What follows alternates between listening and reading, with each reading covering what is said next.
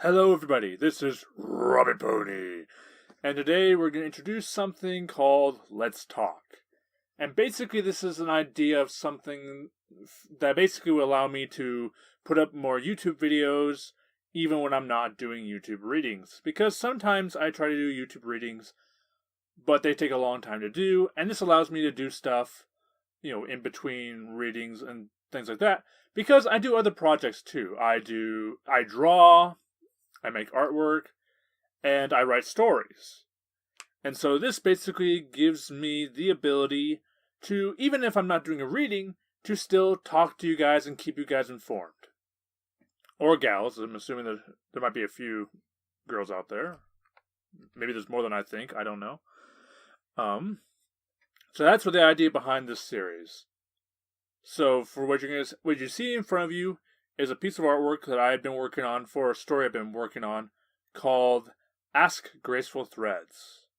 The concept being sort of based off of the Ask Tumblr blogs that you see with some of these My Little Pony characters, while doing it more as a story, largely because of the fact that while I can do artwork, I don't have the time or the energy to continually, to write and draw artwork for every single question a person asks of the character, or even of questions I handpick. So that's pretty much the idea. Is that maybe I'll release a piece of artwork per chapter, but for the most part, it's basically just a story where people can post comments, and then the character will try to answer them in the following chapters. Now, one of the things you might be wondering is, what inspired me to do this? Well, it kind of goes back to my origins in the fandom. And you guys are going to probably learn a few things about me. For those of you who don't know, I wasn't necessarily I wasn't a person who immediately joined the fandom like, ooh yeah, I'm going to be a brony. In fact, there was quite a long time prior to that I wouldn't say an anti-brony, but I was definitely a person who looked at them as odd. I looked at people who enjoyed My Little Pony as odd. And it wasn't until I had watched Markiplier do a Let's Play of a modded version of SCP Containment Breach. No, I believe it was called it was something Friendship is Containment, and but basically it was the SCPs were swapped out with My Little Pony characters, and so as a result, I was kind of curious, and so I started looking into it. I was like, okay, what started Pinkamena? What is this? And so it's like that's how I came across Cupcakes and Rainbow Factory and a few other such stories. And I was curious to know more, and so of course, what do? You look on YouTube. And on YouTube, there was a dramatization or an audio recording, and I can't remember if it was either Dark Lord or Mindless Gonzo, which one I saw first, but they had done Ask Pinkamena Diana Pie. And that was kind of what got me into it. I watched it, I enjoyed watching it, and that kind of was what drew me into basically trying to figure out was this actually what the show was about? Was it actually a gruesome show disguised as a kids show? Sadly, it wasn't, but I still enjoyed the show. I still enjoyed My Little Pony, and that's kind of how I got into the fandom. So you could say this is kind of me acknowledging my past, acknowledging the nostalgia of, hey, the Ask Pony Tumblr blog. And believe it or not, I actually have done something like this twice. I actually did have a Ask character blog on Tumblr, and it was basically based around my series Abandoned by Pinky. And then later, one of my Abandoned by Pinky series stories, there actually is a character who writes in a Tumblr themed blog known as Fumbler. And so I've done this before, but I ended up, and that was a long time ago. And so then recently I had been like having this, I don't want to say it's a fascination, but I like this idea, if you will, of pony hybrids. And what that is basically where you have a pony, and it's obviously supposed to be a pony inspired creature, but then it's part of something else. It could either be a mythical creature, or it could be an animal. And people often, you would basically think of monster girls, but hopefully not as fetishized, and more of a MOP variant. And so I was kind of curious about that to see how much of that was done. And admittedly, there are quite a few. Many of which are not safe for work, let me tell you that. And so I wanted to write Monster Mare, aka Monster, basically Monster Girl Pony stories. But the idea being that they would be safe for work, that people could enjoy them without having to go to the dark side of the internet, without having to read the clop fix and all that. Because believe it or not, that if you look at, there's a group that you're going to see listed in this video called Monster Mares, and it's a group I made on FimFiction. And sadly, the largest folder in there is the not safe for work folder, followed by the dark folder. Granted, the dark folder isn't, it's partially because of the fact that there are some stories in there that are dark, and some stories I consider to be monster mares, even if they weren't necessarily 100% monsters. The thing you have to think about is, what is a monster mare, or a monster pony? And the answer is, it's usually a creature, it looks like a pony, but it has some monstrous characteristic to it. Like, it has spiders, spider legs instead of normal legs, as you can see with Graceful Threads. Well, Graceful Thread, not Graceful Threads.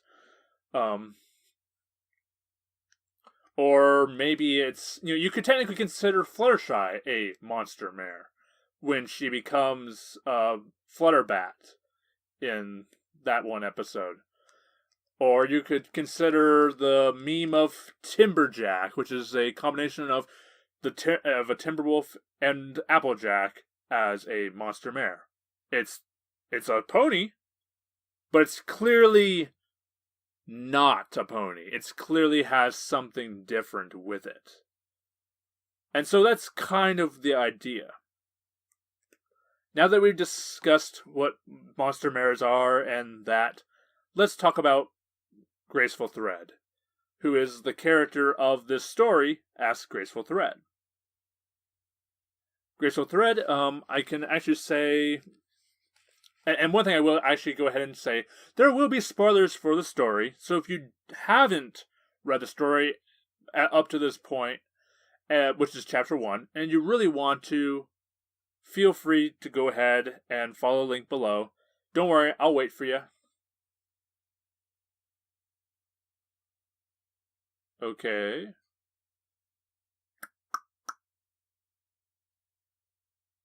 Are you back now? Okay, if you're back now, or if you haven't left, then, well, now we can get on with it. So, there's a couple things that should be noted about Graceful Thread. One is her design is actually based off of a black and yellow garden spider, also known as the Argope Oratantia. And I'm pretty sure I mispronounced that. It's Latin. But basically, one of the things I actually found that's interesting about the spider, and I picked the design because I thought it looked cool, and I was trying to do something unique. I didn't want to be like, oh, she's all black. She's a black widow. It's like, because that, first off, that's a little dark. And admittedly, the story will be a bit dark at points, but I didn't want to be like, she's dark, that she is, I didn't want her to be villainous. I want her to be a character who, might have some dark moments, but for the most part, it's a character that the reader would enjoy being with. And so that's kind of the reason I picked the spider, is because I liked the design, it looked interesting. And as it turns out, it's actually, in some regions, considered an invasive species, which is something I did not know until I did some research after I had drawn her up. Um, but there's a couple things that should be noted. Is like in my story, you should know that I am melding into technically two things, because in the animal kingdom there are two types of spiders. There are wandering spiders and there are web weaving spiders. And you might be wondering, well, what's the difference? Well, the difference is a web weaving spider is a spider that basically makes a web and sits in the middle of it and waits for prey to land in its web. That's pretty much what a web weaving spider is. And that's so the ones that you see with like a lot of the intricate webs between tree branches and stuff, that's a web weaving spider. A wandering spider, while it will have access to its webbing, generally uses its webbing after its bite. Usually it wanders around, it will like move on the ground, it will move on tree branches. It might use its webbing to help get at, to be able to move from place to place, but it doesn't stay in its web unless, it basically just moves, and it generally finds, a tarantula would be a good example. You don't see tarantulas making webs. You do see some, trapdoor spiders making webs. And I'm not sure where the trapdoor spider fits. I would argue that it might be to some extent considered a wandering spider, but I can't say it for sure. But tarantulas would be considered a wandering spider. And so while Graceful Threads would definitely take a majority of her aspects from web weaving spiders, I will say there is some characteristics that she has that a wandering spider would have. But yeah, I will say this image is not the first image I drew for this. I tried drawing a lot of images, and this is something an artist will tell you off the bat, is that if you draw something the first time, it's not going to be perfect. And you're going to want to go back and draw it again. And so I'd actually fiddled around with quite a few ideas of what I wanted to draw to introduce this character.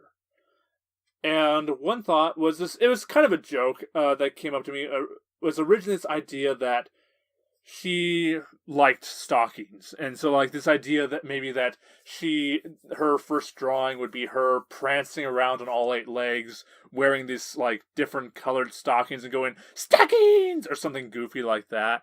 And I had tried drawing that. And here's something you're going to know about legs when it comes to ponies, is that they're a pain to draw. And it's a pain to draw draw spider legs on ponies, especially if you're trying to draw 4 of them on one side, or 8, things like that. Because of the fact that you have to figure out how it works with the body, and if you look at a lot of pony designs, the forehooves and the back hooves are shaped really oddly. Well, differently, I guess it should be said. It's like in the front, they generally would just go down straight to the ground. They might bend a little, but for the most part, they go straight to the ground. With the case of the hind legs, though, they kind of have like what looks like a little knee section, and then a little bump off one end, and then it hits the ground. And so then when you're trying to draw a spider pony, you're like, how do I do this? Do I make them all look like one type, or do I make them all look like another type? It's a very complicated and confusing thing to do. Do I make them look like hooves, or do I make them look like spider legs? Because I've actually seen a few spider pony drawings, and some of them look pretty good, and then some of them look like a huge body with very flimsy legs, which technically is a characteristic of a web weaving spiders. Web weaving spiders have they're longer but thinner and less strong legs compared to a wandering spider. Which I guess you could say is one thing that Graceful Threads has, is she has more of a wandering spider's type of legs. But so it's definitely a hard thing to do without making it look really cheesy or even lame looking. So I had to do some designs I went through several different editions, and eventually got to the point where I'm not doing a side image. The side image is just too hard. And so I decided to do a front image. And one thing I did, before I even started figuring out what I was going to draw, was I was actually curious what people usually, what do people like when it comes to spider ponies? What do people like their spider ponies to look like? So I actually kind of posted a question thread on FinFiction in a few different forums saying, okay, how do you like your spider ponies? And so I got a few different, and basically what I did is I picked 3 types that I found to be interesting. And I put them up and I said, okay, you basically vote by putting, the number down. And so the first design was basically kind of, someone talked about it, said it was like a backpack design. And the idea is basically it's a spider pony with 4 normal pony legs. And then it has an abdomen off the back instead of a tail. And on the back, it has 4, coming off the back, kind of like a Pegasus, is, 4 spider legs. And that was design number 1. The second design was, it was basically you had 8 legs. It was a spider pony with 8 legs. They could be spider-like or pony-like, either one. And so that was the second design. And then the third design was one I'd seen that I liked, which was basically you had 2 front pony legs, and then the rest of the hind legs were basically spider legs. So you had 6 spider legs, and the 2 front hooves of the pony were the front legs. And usually they would be held up to her, their chest, kind of like polypups, I believe they're called. I'm not terribly sure, but those are generally used for spider reproduction. So those were the 3 designs I had up. And you might be looking at the image right now and going, oh, you must have went with a third one. The answer is actually no. I actually went with the second one. A lot of people liked the second one more than all the other ones, so I went with the second one. What it is in this case is Graceful Thread has her 2 front legs up to her chest just to make her look adorable, to make her look cute, because, she's a spider pony. And you know what? You kind of, when you're a pony that most people would relate to, the poisonous creature that bites you or crawls into your bathrobe when you least expect it to crawl across your chest out of nowhere. Yes, that actually happened to me. You might be kind of like, I need to look adorable in order to survive. And so that's kind of the idea. I was trying to make her look adorable, maybe a little bit seductive in a way, but not too much. Because like I said, if she was a Black Widow, she might be a bit more seductive. But I wasn't wanting to go the huge seductive route. I was wanting to go a bit more just a unique spider pony route. And so that's kind of the design, if you will. That was kind of what went into this process. And I only picked the purple mane color because I was trying to think of a good contrary color. Because when it comes to ponies, usually when it comes to like their manes and stuff, like they might have a similar color, but often the boring ones are the ones that have like a color that 100% matches. And I know people are going to say, well, then you're looking at the main 6 and you're saying they're boring. It's like, well, not quite, because some of them have manes that stand out. Pinkie Pie, yeah, sure, she has a pink mane that matches her pink body, but it is a darker color. It's not a brighter color, and it's poofy. Because and I guess I should clarify is that if you have a dark color scheme for the coat of a pony, you generally have to do something to make the mane stand out. And either you have a different color and have it brighter, or you have the same color and just make it a brighter version of that color. And in my opinion, usually if it's either in that situation, it's better just to have a different color. It just looks different, and it helps the mane to stand out. It doesn't feel lazy. So to go back to answer Pinkie Pie, with Pinkie Pie, her mane is darker than her body, her coat. Therefore, it's okay. You'll notice with Rarity, she has a purple mane, while she has a white coat. Twilight, yeah, sure, she's, both her mane and her coat have a similar color, but for one, her mane has highlights that are contrary, are like a brighter color, and even then, the rest of her mane is darker than her body, her coat color. So it again makes it stand out. But as you can see, it's kind of hard with Graceful Thread because she basically has a dark brown color to her coat. And so it's like you kind of have to have something that stands out. And while you could certainly do a bright yellow, a bright, yellow/green, it just doesn't fit in very well, in my opinion. So I went with a different color. I went with purple. And I gave her red eyes just because a lot of people, they relate red with, spiders. I don't know why, but they do. And I just thought the eyes looked, I liked it being red. So I was like, it's red. I like it being red. And I actually like this color scheme better than my original design. My original design was, she was going to have this, her original design was actually based off of somewhat of the design I saw with the design that I had for number 1 on that list, which was like she would have this gray coat. She would have like this really light gray coat. She would have red eyes, and then she would have a brown and orange mane. And ultimately, it's like, and then I was like, maybe I want her to have, the idea was to kind of go with some Halloween colors. And, I think purple's a good Halloween color. And ultimately, orange isn't a bad color, but when you have darker colored ponies, one of the things that's, a common trope, as we all see out there, is the black-coated pony with a red mane. And orange is close to red. And so, in my opinion, orange isn't a bad color as long as it's with a different coat color. If it's a dark coat color, people generally look at it and go, that's just not a great mane color. It just almost looks like you're trying to do the whole black and red alicorn look. Not that that's bad or anything, it's just that not everybody likes that. And I'm not a terribly huge fan of it either.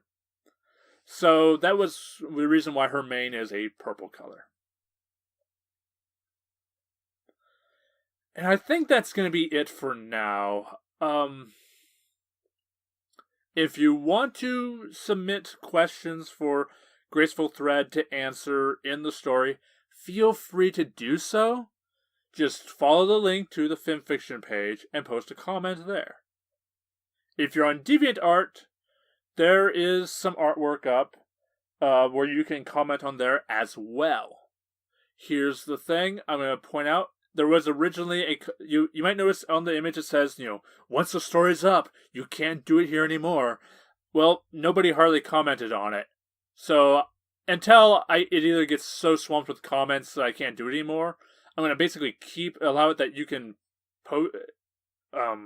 post your comments on there until the artwork for the next chapter shows up. Because the artwork for the next chapter, when I get done with that, will show up on DeviantArt, and then you can just send your questions there. Post your questions on there, and I will then transfer them over to fanfiction and have her answer them on fanfiction. I guess another thought to talk about in the story is lemon hearts. And that's one of the things is, I actually went on there, I was actually very surprised at this. So Lemon Hearts is actually a character in Canterlot, and apparently she shows up in Ponyville from time to time. But so she's this character, she's sort of a background pony, and while a lot of background ponies have stories on fanfiction, I was surprised to find that Lemon Hearts only has 2. 3 now that my story is up, but she only has 2 stories. 2! So it's like, that's kind of odd. But that was one reason why I picked her. The other reason being that she lived in Canterlot. Because, for those who don't know, the story takes place in Canterlot. And actually takes place around the events of an episode in Season 5. And I'm not going to say it because that would be spoiler for a future chapter. But you can probably guess what it is based off of the dialogue in the beginning of the chapter. Of Chapter 1. And eventually it will be mentioned and talked about, in either Chapter 2 or Chapter 3. And then you'll be able to place, this is where it is in the seasons. Another thing I want to talk about was this has brought up a dilemma for me. And for those, normally people have universes when it comes to stories. Not well, I shouldn't say normally. Not everybody does, but some of us authors like to put things in universes and in their own little box. And I've done this because I have, at this point in my own, fan fiction universe, I have two universes. I have the Darkverse, and I have a Gorgoniverse. And my Darkverse is basically where the stories, The Apple Left Behind, and the Abandoned by Pinky series take place. And if you're wondering if that's a clarification that both are taking place in the same at the same time in the same universe, the answer is yes.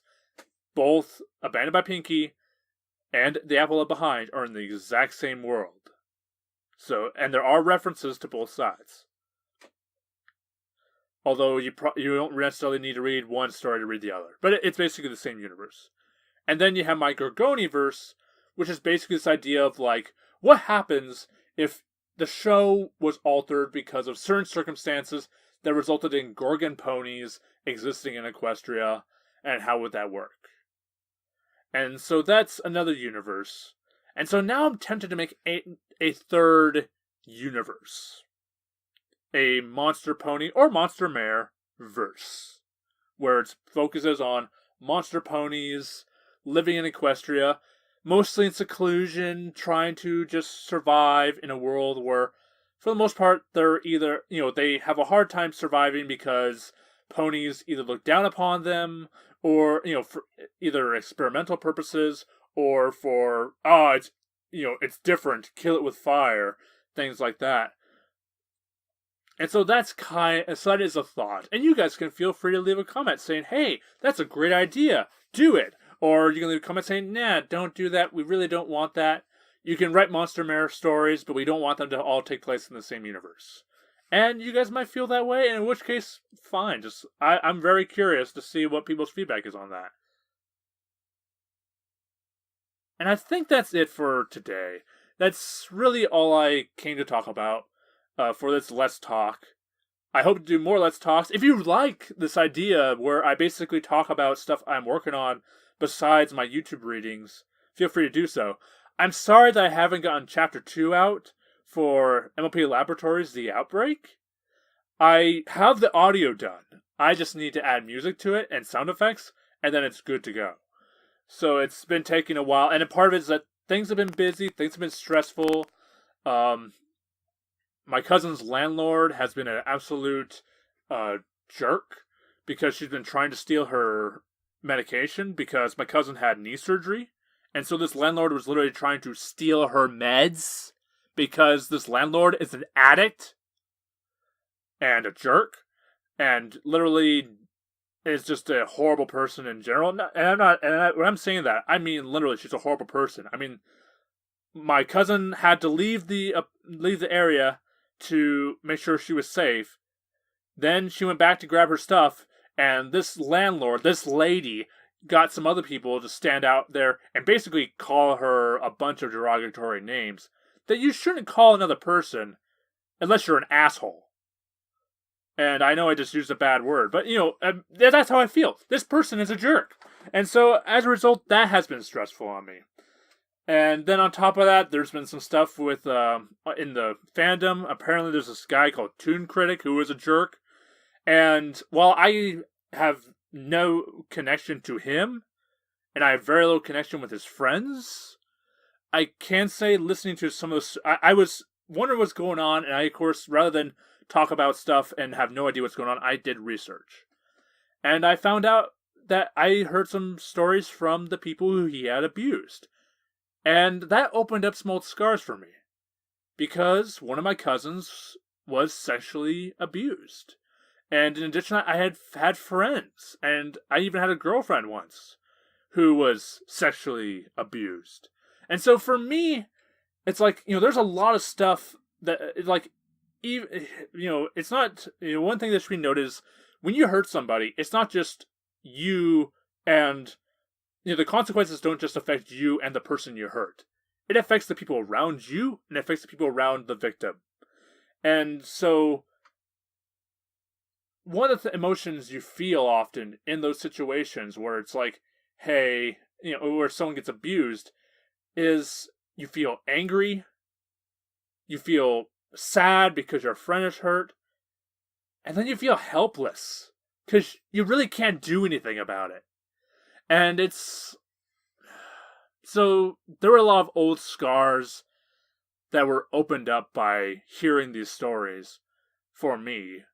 That's like, it's one of those things where it's like I know I'm not. You're gonna say, well, you have no right to say anything. You weren't sexually abused, and it's like, no, you're right, I'm not. But I'm a very sympathetic person. I'm one of those people where if someone else hurts, I hurt,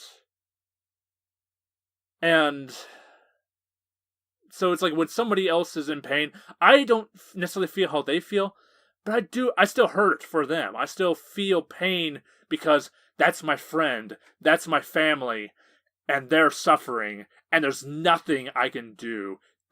What's done is done. There's nothing I can do to stop it or change it or anything. And